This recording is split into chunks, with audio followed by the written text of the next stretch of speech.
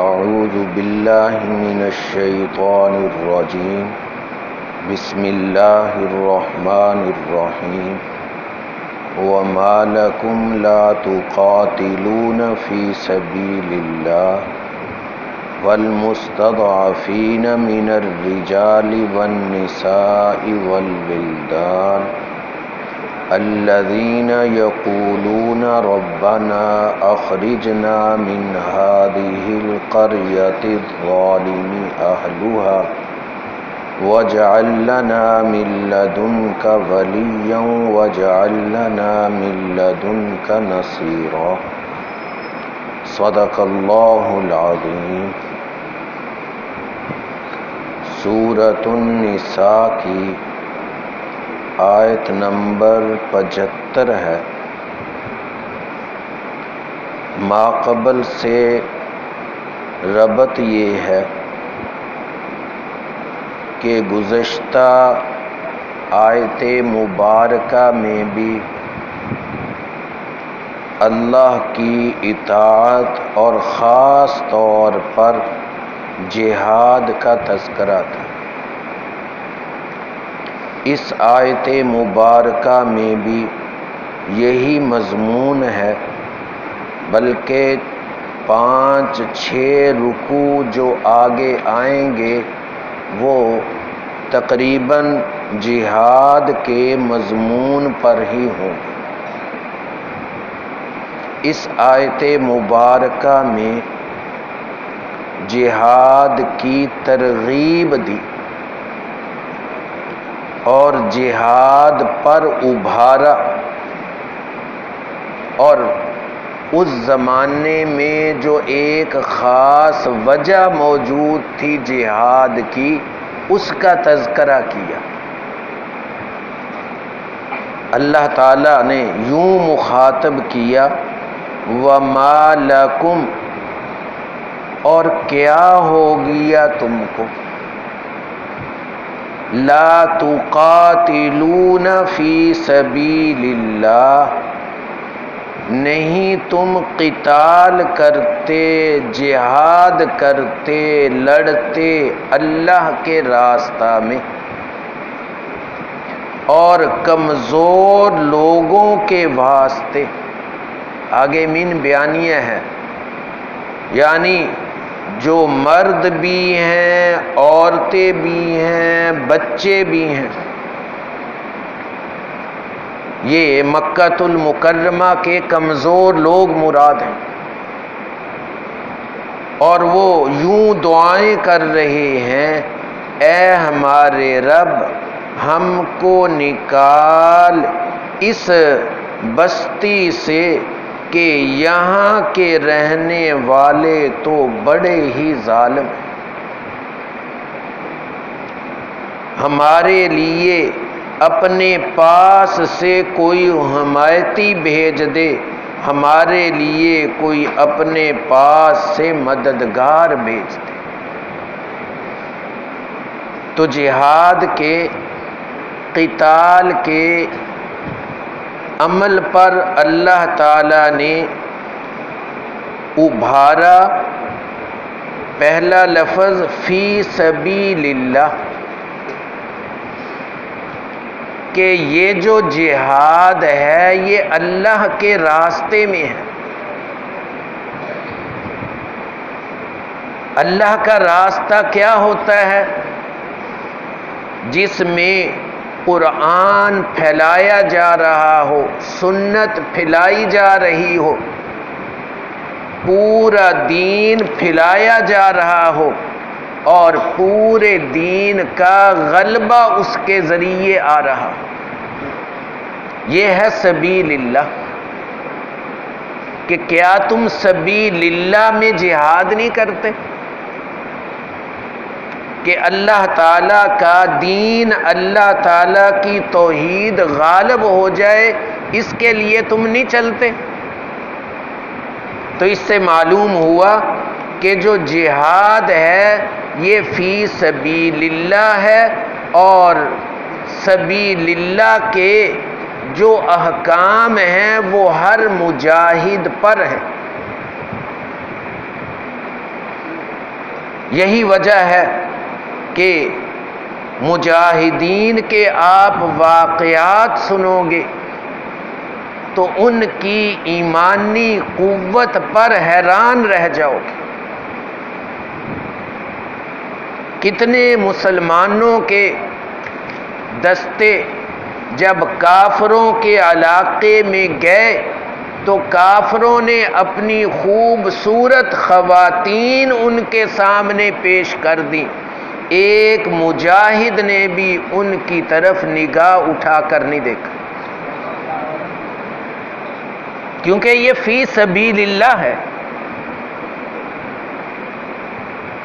اور اگر کہیں کسی سے غلطی ہوئی تو اس پر ندامت اتنی ہوئی، آنسو اتنے اس نے بہائے کہ ویسی بھی مثالیں نہیں ملی۔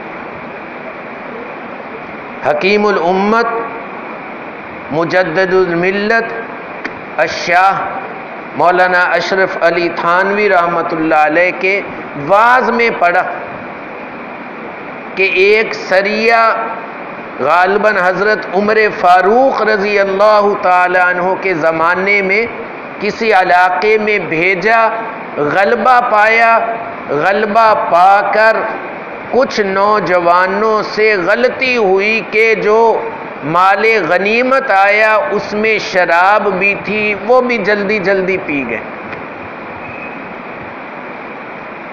اور جب پی لی غلطی ہو گئی تو امیر کو اطلاع دی گئی۔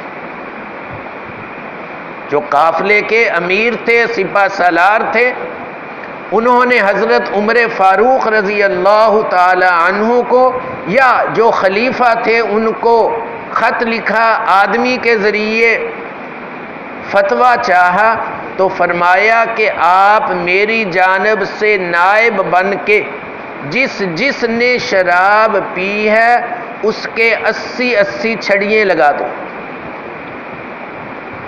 چنانچہ سپہ سالار نے اعلان کر دیا کہ جس نے شراب پی ہے آ کر 80 چھڑیاں لگوا لو۔ جس نے پی تھی خود بخود آ رہے تھے اور 80 چھڑیاں کھا کر واپس جا رہے تھے۔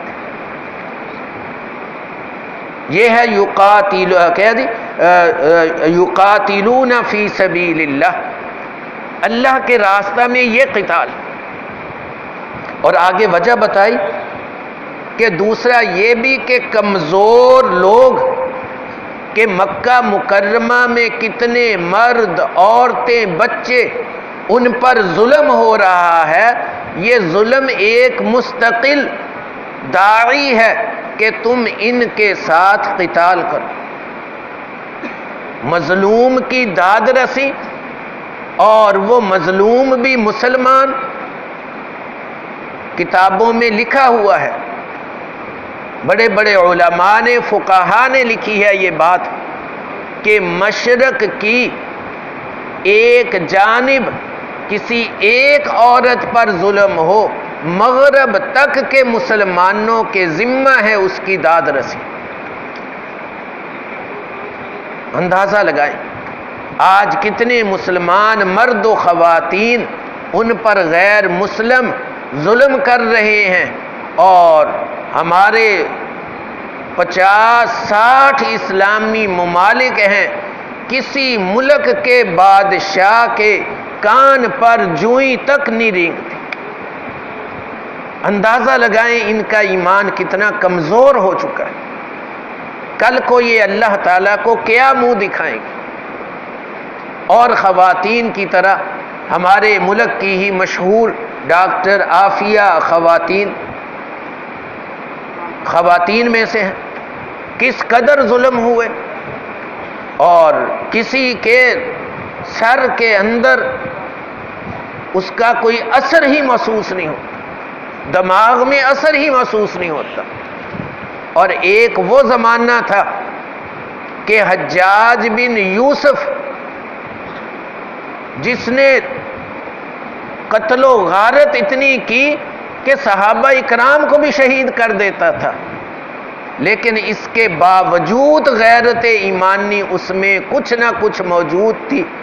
جب سندھ کی ایک عورت نے اس کو آواز دی تو محمد بن قاسم رحمۃ اللہ علیہ کی سپہ سالاری میں ایک لشکر بھیجا اور وہ فاتح بنتا بنتا پورے سندھ اور ہند کو فاتح بنا۔ آج ہم کو ایمان کی دولت اسی کی فتح کی برکت سے نصیب ہے۔ اندازہ لگائیں کہ آج کے حکمران، ان کے اندر ایمانی غیرت کس طرح ختم ہو، اور کتنے یہ گر چکے ہیں کہ اللہ تعالیٰ کو کل کو کیا جواب دیں گے۔ اور ہم بھی سوچیں کہ آیا ہمارے دل میں کڑن ہے، دکھ ہے، درد ہے، کبھی ہماری زبان سے دعا ہے؟ تو یہ آیات مکہ کے ان کمزور لوگوں کے بارے میں تھی، چنانچہ اللہ تعالیٰ نے یہ دعا ان کی قبول کی۔ بہت سارے ان کی قید سے نکلے اور ہجرت کر کے مدینہ پہنچے، جیسے ولید بن ولید، ہشام بن سلیمان۔ آپ صلی اللہ علیہ وسلم ایک ماہ تک نماز فجر میں ان کے لیے دعائے قنوت نازلہ جس کو کہتے ہیں وہ پڑھتے رہے۔